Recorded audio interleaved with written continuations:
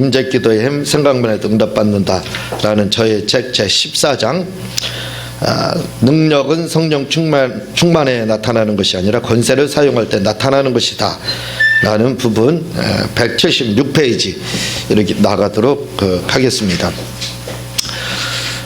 먼저 시간까지는 방언에 대해서 계속해서 말씀을 여러분들에게 드렸습니다. 그래서 여러 가지 방언 기도에 대한 잘못된 우리의 전통, 상식, 선입관에 대해서 계속해서 말씀을 드렸고, 그리고 방언 기도에 있어서 중요한 부분들, 방언의 은사, 다시 말하면 방언은 받는 것이 아니라 말하는 것이다 라는 부분에 대해서 몇 시간에 걸쳐서 이렇게 말씀을 드렸습니다. 오늘은 성령에 대해서 능력, 어떻게 이제 우리가 능력이 나타나고 능력을 사용하는지에 대해서 말씀을 드리려고 하고 있습니다. 첫 번째 보면은요, 성령 충만은 문제의 길이 아니라 문제의 길에 열쇠를 가지고 있다는 뜻입니다. 우리가 오해하는 것 중에 여러 가지 오해 요소들이 많이 있는데, 그 중에서 한 가지가 뭐냐면 성령 충만하면 만사오케다, 그런 생각을 많이 가지고 있습니다. 그래서 성령 충만하면 모든 문제가 다 해결된다, 그래서 성령 충만함을 받아라, 이렇게 이제 말씀을 합니다. 어떻게 보면 그 말씀들을 우리가 들으면서 아, 맞아, 성령 충만하면 모든 문제가 다 해결이 돼, 그런 생각을 또 갖게 됩니다. 근데 여러분이나 저나 오랫동안 신앙생활을 해봐서 아시지만 성령 충만했는데도 여러 가지 문제들이 산적하더라 이거죠. 첩첩산중일 때도 있고, 때로는 성령 충만해도 문제가 쉽게 해결될 것 같았는데 해결되지 않는 부분들이 있더라 이거죠. 왜 그러느냐 이겁니다. 그 부분에 대해서 말씀을 드리게 됩니다. 우리는 생각하기를 성령 충만하고 기름 부음이 강하면 질병과 가난과 귀신이 떠나고 문제가 자동적으로 해결되는 줄 압니다. 보통 다 이렇게 생각한다 이거죠. 성령 문제 이런 문제 있습니다. 그럼 뭐라고 그러냐면 성령 충만하면 된다, 그럼 그렇게 말을 합니다. 병에 걸렸다 이거죠. 그럼 어떻게 해야 됩니까? 성령 충만하면 된다. 저는 그런 소리를 들으면요, 맞는 것 같지만 너무 광역적이에요. 어디에 어떻게가 궁금합니다. 지금 제가 하는 작업 중에 한 가지가 뭐냐면, 이제 그전에 제가 응답을 많이 받고 지금도 그렇지만, 그래서 그걸 내 조지 물러 목사님이 5만 번 받았다 그러니까 내가 그걸 한번 도전장을 내야 되겠다 해서 나는 좀 더 많이 받을 수 있다, 그리고 그걸 좀 기록해야 되겠다 해서 기록을 했던 적이 있습니다. 그걸 다 기록을 하려니까 너무 힘들어요. 왜냐하면 응답이 이렇게, 또 여러분들도 기록을 하면서 내가 기도한 거 응답 받았나 안 받았나 그걸 기록을 안 하니까 모릅니다. 그러나 여러분들이 그걸 기록을 하고 기록을 해놓으면요, 그리고 기록해 놓은 걸 여러분들이 살펴보게 되면 응답 받은 걸 금방 알게 돼요. 야, 응답 이렇게 받았구나 하는 걸 알게 되거든요. 그래서 그 응답 받은 걸 기록을 하다 보니까 너무 힘듭니다. 다른 할 일도 많고요. 그래서 보료를 몇 년 동안 했어요. 그러다가 내가 후에 과연 성도들이 원하는 거 뭐냐, 저는 언제나 그렇습니다. 무슨 말씀이냐면, 아까 그 햄버거 장사 하던 거에 대해서 잠깐 말씀을 드렸죠. 햄버거 장사를 할 때도 저는 안 좋아해요. 그 햄버거니 말씀드렸지만 그 밀가루 음식들에 대해서 그렇게 제가 기호하거나 그렇지는 않습니다. 좋아하거나 선호하거나 그렇지는 않아요. 그런데 사업을 하시는 분들은 내가 좋아하는 것만 할 수는 없잖아요. 그렇잖아요. 남들이 좋아하는 거 골라서 하면 되는 겁니다. 그걸 어떻게 하냐면, 저는 말씀을 그전에는 좀 드렸지만 다른 사람 심정 상태를 이제 그러죠. 그 심령기도 이렇게 이야기하는데, 다른 사람 마음을 들여다보는 걸 말하죠. 근데 다른 사람 마음을 들여다보는 걸 아유 은사 받아서 투시의 은사를 받아야 된다. 이제 사람들은 그렇게 생각해요. 그래서 한 투시의 은사 좀 다 안 받았으면 좋겠어요. 아니 받아서 어떻게 한다는 겁니다. 남 들여봐도 뭐 어떻게 하려고요. 네? 아니 들여다봐서 뭐 어떻게 한다는 거예요. 나는 그 별로 좋아하지는 않습니다. 그래서 다른 분의 그 진짜 뭐 투시의 은사라고 하는 것은 다른 사람의 심정을 좀 이해하는 것, 다른 사람의 마음을 이해할 수 있는 것, 그게 진짜 투시의 은사가 아닌가 그렇게 생각합니다. 근데 그걸 이제 세상 사람들은 뭐라고 그러냐면 입장 바꿔 생각해봐 그러잖아요. 입장을 바꿔보자 이거예요. 저는 그걸 굉장히 좋아합니다. 그래서 제가 말씀드리잖아요. 저는 영적으로 캄캄하다, 오밤중이다. 사실 그래요. 그런데도 영적으로 오밤중입니다. 그런데 다른 사람 마음을 잘 알아요. 다른 사람 마음을 잘 이해를 합니다. 잘 알아요. 무슨 생각을 가지고 있는지, 무슨 생각을 하고 있는지 거의 알아요. 아, 지금 이런 생각 가지고 있을 거다. 이렇게 될 거다면 후에 이제 그걸 점검을 해보면 지나가는 말로다 탁탁 던져보면 아, 맞다 하는 것이 옵니다. 정확해요. 아니 그러면 오밤중이라고 하는 분이 그걸 어떻게 그렇게 아느냐 이거예요. 캄캄한 분이 그걸 어떻게 아느냐 이거예요. 영적으로 오밤중이라며요. 투시 은사도 없다며. 그러면서 어떻게 아느냐 이거예요.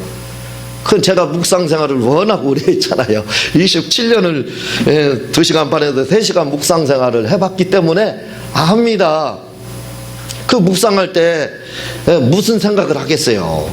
여유가 많지 않습니까? 시간이 많아요. 그러니까 이것도 생각해보고 저것도 생각해보고 다 한 번씩 생각을 해보는 거예요. 그러면 뭘 알게 되냐면 상대방에 대해서 그 심정에 대해서 그 심령에 대해서 알고 싶으면 간단합니다. 나를 한번 생각해 보는 거예요. 나를 한번. 그래서 저는 저를 기준 삼아요. 어떻게 말하면 자기중심적이다 이렇게 말하겠죠. 저는 자기중심적이다는 말을 좋아합니다. 굉장히. 사실은 자기중심적인 것이 많이 있어야 돼요. 왜냐하면 진짜 자기중심적이면 다른 사람을 배려해요. 그렇게 돼 있습니다. 그게 다른 진짜 자기중심적이지 못하니까 다른 사람을 배려 못하는 거예요.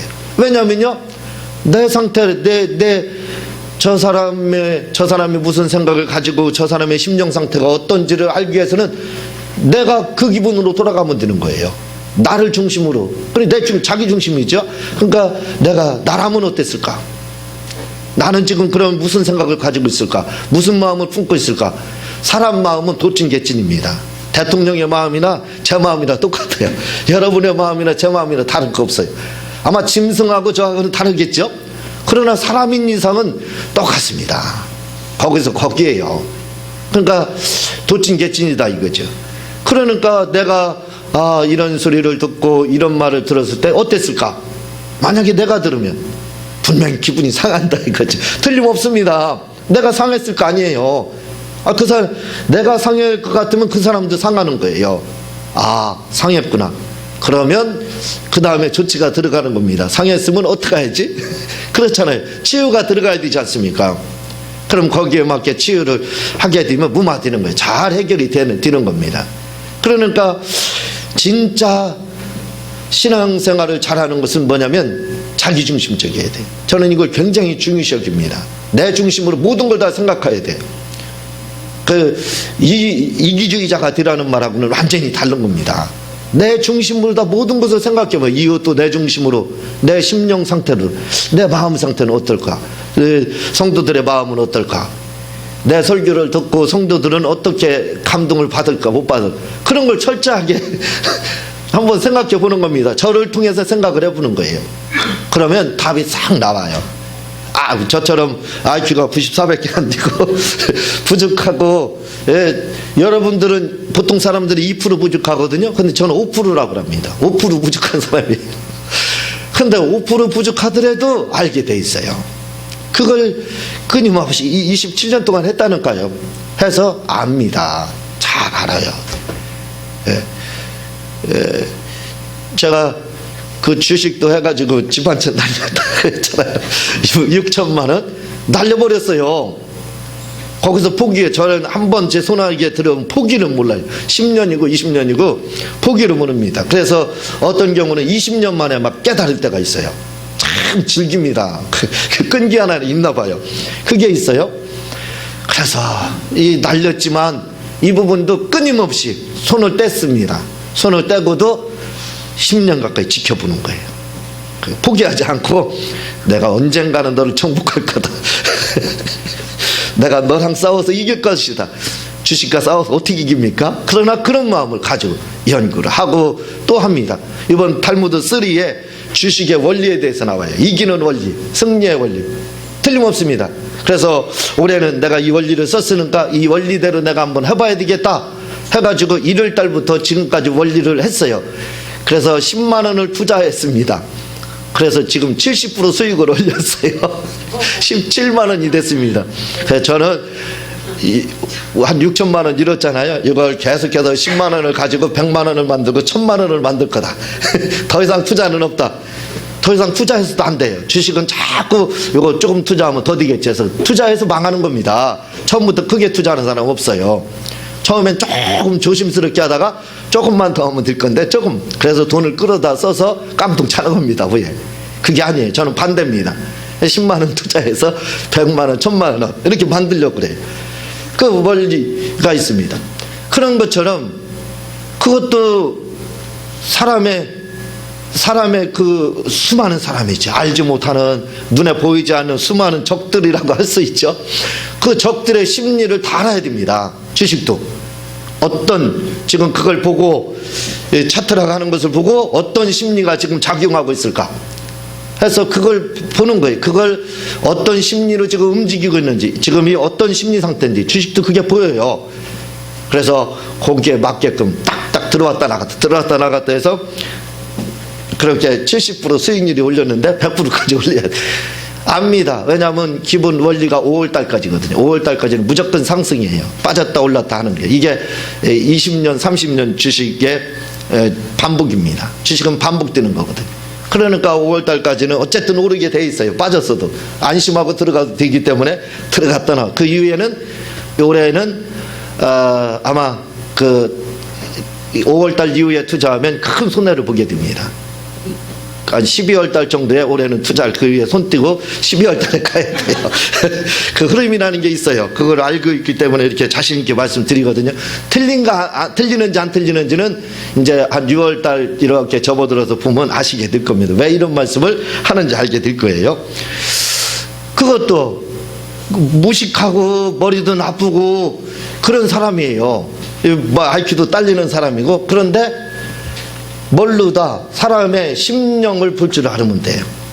그래서 투시 은사를 받아서 사람 쳐다봐서 돈이 얼마 있는지 은큼한 생각 안 하는지 그런 거 남 죄나 지적하려고 보란 그런 은사라면 받지 마세요. 그건 좋은 게 아닙니다. 그냥 남을 이해하는 거, 남이 지금 어떤 마음을 가지고 있을까, 어떤 상태로 지금 진행되고 있을까, 나라면 어땠을까, 이걸 20년 동안 바꿔서 생각해 보세요. 도사가 됩니다. 사람 딱 보면 지금 이름까지 가지고 있잖아요. 이름에 은사까지도 가지고 있어서 이름 들어서 알죠. 또 그 조금만 묵상을 하면서 탁 반대로 생각을 해보면 압니다. 어떤 경우다라는 것을 오게 되거든요. 그래서 그걸 굉장히 중요시 여긴다 이거죠. 반대로 다른 사람을 내 중심적으로 생각을 하되 이기적인 것이 아니다 이거죠. 그렇게 하면 여러분들이 금방 영안이 캄캄해도 다른 사람의 상태를 기가 막히게 알 수 있습니다. 사업을 하는 것도 사람의 심정을 알지 못하는 거죠. 사람이 지금 고객들이 무슨 마음을 먹고 있는지, 그건 반대로 생각하면 돼. 내가 무슨 마음 먹고 있는지 그거 생각하면 돼요. 그러면 내가 이걸 원한다. 그럼 고객도 그거 원하는 거 틀림없습니다. 틀림없어요. 그럼 그걸 거기에 구미에 맞게 탁탁 해주는 거예요. 제 책을 제가 여러 권을 썼지만 내 할 말은 다 합니다. 그러나 구미에 맞게 던져줘요. 고객의 구미에 맞게. 이것도 책은 사업이잖아요. 고객이 있지 않습니까? 고객 구미에 맞게 딱딱 던져줘야 책에 효과가 있는 거지. 내 중심, 이런 내 중심, 이런 중심은 별로 안 좋은 거예요. 이렇게 나만 생각하고 이기적인 생각으로 다 하게 되면 너도 죽고 나도 죽고 다 망하는 겁니다. 그게 아니거든요. 그래서 그렇게 우리가 해야 됩니다. 근데 무슨 말 하다 이렇게 됐는지는 모르지만, 우리가 성령에 대해서도요, 성령, 그렇게 말합니다. 성령 충만하면, 다 오케이다. 그래서 성령 충만하라. 성령 받으면 다 문제 해결된다. 성령 받으면 귀신도 떠나간다. 전도 성령 받으면 된다. 성령 받으면 전도가 되고 귀신도 떠나가고 죽음의 자리에서도 면하게 된다. 이렇게 말하거든요. 가만히 보면 그게 맞는 말 같습니다. 그런데 제가 오랫동안 신앙생활 해봤고 여러분들도 해봤고 그래서 합니다. 뭐라느냐면 아니다라는 거. 이상하다. 말은 그럴싸하다 이거죠. 성령 충만하면 다 그래 만사오케. 뭐가 되냐면 바꿔서 말하면 만병통치약. 성령 충만하면 만병통치약, 이렇게 생각을 가지고 있습니다. 그렇게 배웠어요. 그런데 실제로 삶의 현장에 적용을 하면 만병통치약이 안 되더라 이거죠. 아니 성령 충만한데 병에 걸리더라 이거죠. 압니다. 걸려봐서 성령 충만했는데 문제가 오더라 이거죠. 아니 성령 충만은 그래서 그러잖아요. 기도원에서 성령 충만하게 금식해서 은혜 받고 내려오다가 시험 들어가지고 문제. 아니 성령 충만한데 왜 시험에 들어요? 이해가 되지 않는 거 아니에요? 그러나 삶의 현장에서는 진짜 그렇더라 이거죠. 그런 경우가 너무 허다합니다. 왜 그러느냐 이거예요. 그래서 우리가 알 것이 있습니다. 성령 충만한 것은 만병통치약이 아니라는 거예요. 만병통치약이 아닙니다. 성령 충만한 것은 뭘 가지고 있느냐면 맞는 키를 가지고 있는 거예요. 이제 키를 가지고 있다는 것은 자물통을 열어야 된다는 거예요. 여놓은 게 남아있는 겁니다. 그냥 이 자물통이 내가 가면 열리게, 요즘은 그게 될 수도 있겠어요. 자동문이 있으니까. 그렇죠. 자동문이 있으니까 착 열려. 얘는 앞으로는 이 맞는 키도 없어질 것 같아요. 맞는 키 하면 애들은 이제 무슨 말입니까? 하고 물을 것 같아요. 열쇠, 이 맞는 키, 얘기해도. 왜냐면 요즘은 다 자동문이잖아요. 또 눈, 인지하고 손, 지문인식, 이렇게 해서 또 열리게 되잖아요. 그러니까 앞으로 이제 열쇠 이야기하면 열쇠가 뭡니까? 하고 질문할 때도 올 것 같아요. 그런 시대가 오지 않을까 하는 생각도 들어요. 그러나 우리는 통합니다. 지금은 맞는 키라고 먼저 알게 돼요. 바로 성령 충만하다는 것은 만병통치약이 아니라 맞는 키를 가지고 있는 겁니다. 자물통을 열 수 있는 그 열쇠를 가지고 있다는 것. 그게 다른 겁니다. 그겁니다. 그러니까 만병통치약이라고 하는 거하고 맞는 키를 가지고 있다는 것은 완전히 다른 겁니다. 만병통치약이라는 건 자동으로 해결된다는 거죠. 그러나 맞는 키를 가지고 있다는 것은 내가 자물쇠를 열어야 된다는 것. 그게 다른 겁니다. 그러니까 우리가 성령 충만함을 받았다는 것은 뭐냐면 맞는 키를 가지고 있다는 거예요. 그래서 전도도 역시 똑같습니다. 성령 충만하면 전도 알아서 막 전도 뒤. 성경이 언제 그래요? 사도행전 1장 8절에 보면 너희가 성령을 받고 그 다음에 증인되라 이렇게 말했습니다. 성령 받으면 자동으로 전도되니까 증인할 필요도 없다. 그렇게 그렇게 안 하고 있습니다. 뭐라고요? 성령 충만했으니까 뭐라고요? 증인되라. 그렇게 말을 하고 있어요. 자동으로 전도가 된다고 하지 않고 있습니다. 증인이 돼야 된다 이렇게 말을 하고 있어요. 이제 왜 맞는 키를 가지고 있으니까, 맞는 열쇠를 가지고 있으니까 이제 네가 가기만 하면 된다 이거. 안 가서 안 된다 이 말이에요. 그럼 만병통치약으로 해석을 하면 어떻게 해요? 성령 충만하면 자동으로 그냥 증인한데도 자동 된다 그렇게 되는 거예요. 그러나 그게 아니다 이거죠. 아다르고 어다르다 이렇게 보면 될 거예요. 뿐만 아닙니다. 아니 성령 충만 도저히 이해하지 못하는 부분들이 성경에 나와요. 뭐가 나오냐면 성령 충만했는데 성령 충만하면 귀신이 알아서 떠나간다. 우리가 알고 있는 그 선입관, 그 상식입니다. 그렇죠. 그런데 예수님은 그럼 왜 성령 충만했는데 시험에 들었습니까? 왜 시험 받았어요? 40일 동안 성령이 시험 들게끔 모신 것 같고 그 자리에서 성령이 함께 하시는 가운데 충만하다고 했어요. 누가 그런데 성령에 충만하신 예수님이 마귀의 시험 당했어요. 이게 이해가 되는 말씀이에요. 우리 성령 충만하면 만병통치약이다 라고 알고 있는 우리의 상식으로 이해를 하려면 이게 이해가 되느냐 이거예요. 그럼 알아서 마귀가 떠났어야 되고 예수님 곁에 얼씬도 하지 말았어야 됩니다. 마귀라는 존재가. 그렇죠? 그러나 하나님의 아들이에요. 그분은 또 우리랑 다릅니다. 입장이. 우리도 이제는 하나님의 아들 됐지만요, 그 하나님의 그 아들이신 친아들이신 예수님에게 마귀가 시험을 하고 있어요. 그것도 한 번이 아니라 3번.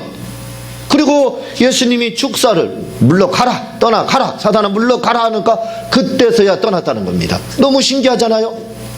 우리가 알고 있는 성령 충만하면 모든 문제가 다 해결된다는 상식으로 거기다 그걸 공식으로 해서 대입을 해봐요. 맞나요? 안 맞아 돌아갑니다. 아니더라 이거예요. 성령 충만하면 시험에 들지 않고 마귀도 틈타지 않는다. 그럼 왜 예수님은 왜 틈타고 왜 예수님은 마귀의 시험 당했느냐 이거예요. 그리고 알아서 떠나갔느냐 이거예요. 아니라 이거지요. 누가복음에서는 분명히 말을 하고 마태복음에서는 분명히 사단아 물러가라 하니까 떠났더라 이렇게 말을 하고 있어요. 물러가라 하니까 떠났다는 겁니다. 알아서 마귀가 예수님이 하나님의 아들인 줄 알고 떠났더라 이렇게 말하지 않고 있어요. 너무 신기하지 않습니까? 우리가 알고 있는 성령 충만하면, 다시 말하면 성령 충만한 만병통치약을 가지고 있다라고 생각하는데 아니라는 거예요. 바로 축사가 들어갔습니다. 떠나가라 가니까 마귀가 떠나가. 이건 열쇠, 맞는 키를 가지고 있다는 뜻입니다. 그것만 가지고 있는 거예요. 다른 건 변함이 없습니다. 예전과 성령 충만하기 전과 후가 변한 게 없어요. 다만 성령 충만한 것은 이제 예수님의 이름을 사용하기만 하면, 맞는 키만 가지고 자물통을 돌리기만 하면 어떤 자물통이든 다 열리는 그 권세, 그걸 가지고 있는 거예요. 그게 들려지는 겁니다. 봐봐요. 사도행전 2장에 보면은, 3장에 보면은요, 성전 미문에 있는 안진뱅이가 나옵니다. 그 안진뱅이, 미문에 앞에 있는 그 안진뱅이, 우리 상식으로 생각하면 성령 충만하니까 베드로가 그냥 지나가면 알아서 뻘떡 일어나겠다 그렇게 생각해요? 그랬느냐 이겁니다. 분명히 베드로는 성령 충만한 자들이었어요. 제자들. 그러나 금과 오는 내게 없거니와 예수의 이름으로 걸어라 하고, 그것도 그냥 걸어라 하니까 알아서 걸었더라 그렇게 안 하지 않고 잡아 끌었어요. 이렇게 세우니까 발목에 힘이 들어가서 걷더라 이렇게 말을 하고 있어요. 그럼 우리가 알고 있는 성령론과 성경에서 말하는 성령론은 완전히 다릅니다. 물론 같은 부분도 많이 있지만 다른 중요한 부분에서는 다르게 말하는 부분이 너무나도 많아요. 그냥 성령 충만하면 알아서 미문에 있는 사람이 일어났더라 하면 얼마나 좋겠어요. 우리도 그러면 되지. 그럼 성령 충만하면 만병통치약 가지고 있는, 그러나 그렇지 않더라 이거죠. 그게 아니라 명령을 해야 되고 끌어당겨서 이렇게 세우니까 발목과 발목에 힘이 들어가서 그가 걷고 뛰어서 하나님을 찬양하더라 이렇게 나오고 있더라 이거죠. 그러니까 성령 충만한 만병통치약이 아니라 맞는 키, 열쇠를 예수님의 이름에 사용할 수 있는 열쇠를 이제 비로소 갖게, 능력이 나타날 수 있는 열쇠를 가졌다 이렇게 우리가 보면 되는 겁니다. 그리고 또 이해되지 않는 부분이 있어요. 그건 뭐냐면 베드로가 아까 말씀드렸지만 회개를 외치니까 설교하니까 3,000명 5,000명, 그게 총 한 8만 명 정도, 5만 명 4만 명 정도가 3만 5천 명 정도가 예수를 베드로의 설교에 의해서 믿었습니다. 그 당시에. 그런데 사도행전 7장에 보면 스데반이라는 집사가 나요. 훌륭합니다. 이 사람 굉장히 똑똑해요. 베드로보다 나아요. 설교를 제가 분석을 해봤어요. 베드로보다 얼마나 설교를 잘했는지 몰라요. 그리고 성령 충만해서 베드로는 설교할 때 성령 충만했지만 예수님이 보좌 우편에 서는 거 못 봤어요. 그런데 이 스데반은 설교하고 보니까 보좌 우편에서 주님이 서 있는 걸 봤어요. 그 정도로 더 성령 충만하고 영안도 열려있는 사람이에요. 근데 그가 설교를 하니까 어떻게 됐더라고요? 성령 충만한데 돌에 맞아 죽었더라. 이해가 안 됩니다. 아니 성령 충만한데 왜 죽어? 우리가 알고 있는 성령론에 대입하면 안 죽어야 적당한 거예요. 안 죽어야 맞습니다. 아니 성령 충만한 만사오케이고 만병통치약인데 왜 죽느냐 이거예요. 그런데 성경은 죽었더라 이거예요. 그러면 뭔가 우리가 알고 있는 게 잘못 알고 있는 거예요. 그게 바로 그겁니다. 성령 충만은 만병통치약이 아니라 맞는 길을 가지고 있는 거예요. 얼마든지 성령 충만해도 죽을 수 있는 거고, 그리고 문제가 올 수도 있고 시험도 당할 수가 있는 거예요. 그렇지만 마귀도 틈탈 수 있는 거예요. 그러나 우리에게는 권세가 있다 이거죠. 그걸 사용하면 되는 겁니다. 성령 충만하면 사용하면 금방 그 효과가 나타나요. 충만하지 않은 사람보다 빨리 효과가 나타나는 거예요. 사도행전 18장에 보면은, 14장에 보면요, 누스트라 안진뱅이가 나면서부터 나와요. 그가 바울이 성령 충만해가지고 그냥 설교하는데 벌떡 일어나더라 하면 얼마나 좋았어요. 안 그렇습니다. 성령 충만한 바울이 설교하다 딱 보니까 일어날 만한 믿음을 가지고 있어요. 그래서 예수의 이름으로 일어나 걸어라, 일어나 서라 하니까, 일어나라 하니까 그때서야 일어났더라 이렇게 말을 하고 있어요. 그러니까 우리가 알고 있는 성령론과는 판이하게 다르다는 것을 우리는 기억을 해야 됩니다. 그러므로 오늘부터는 우리가 공짜 좋아하면 이마 가진다 그랬죠. 그 성령 충만하면 나는 안 하고 가만히 놀고 먹고 탱자처럼 있으면 그 돈이 오고 문제가 해결되고 다 뒤더라. 그게 바로 도둑놈 싶습니다. 그게 아니에요. 그렇게 안 돼 있습니다. 그게 만병통치약이거든. 그게 아니더라 이거죠. 뭐라고요? 성령 충만하면 그때서야 이제 그건 열쇠를 맞는 길을 가지고 있어서 그 열쇠를 사용하기만 하면 돼. 열쇠 사용할 수 있는 권한이 주어졌더라 이렇게 보면 되는 거예요. 그것만 사용하면 여러분들 모든 문제를 다 진짜 이제 만병통치약이 진짜 될 수 있는 겁니다. 우리가 성령에 대해서 잘 알고 이제 무장이 됐으니까 맞는 길을 사용해서 놀라운 그 체험들을 하시기를 주님의 이름으로 부탁을 드리고, 부탁을 드립니다. 다음 부분은 다음 시간에 나가도록 하고 제가 기도하고 주님 가르치는 기도로 마치겠습니다. 하나님 아버지 감사합니다.